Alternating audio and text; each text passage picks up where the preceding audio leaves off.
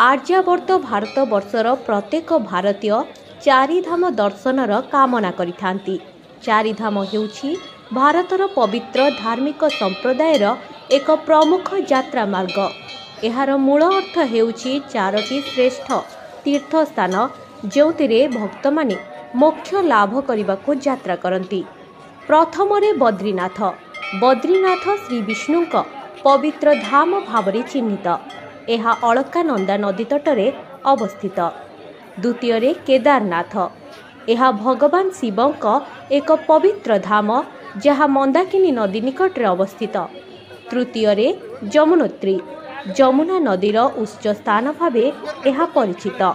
एठारे जमुना देवींक पूजा करा जाए। चतुर्थरे गंगोत्री। गंगा नदीर उच्च स्थान एवं भगवानी गंगांक पूजास्थल। गौमुख हिमबाहु एहिठारु प्रारंभ हुए। प्रति वर्ष लक्षाधिक श्रद्धालु चारिधाम यात्रा करती। देवभूमि बा देवता मानकर भूमि भावरे जनाशुना उत्तराखंड हेउछि पवित्र आध्यात्मिक एवं तीर्थस्थलर संगम स्थल।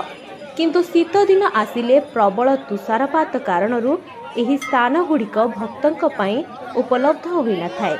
तेणु प्रशासन पक्षरु यात्री सुरक्षा को दृष्टि रखी मंदिर गुड़िकर फाटक को बंद कर दिया जाए। प्रबल बरफपात पर यात्री सुरक्षा नहीं एभली सतर्कतामूलक पदक्षेप निया जाइछि। भीषण बरफपात जोगु प्रतिवर्ष अक्टोबर नवेम्बर एप्रिल मे मास पर्यंत प्राय 6 मास जाए एही सबु मंदिर को श्रद्धालुओं पई बंद कर दिया जाए। Bureau report, times of Odisha.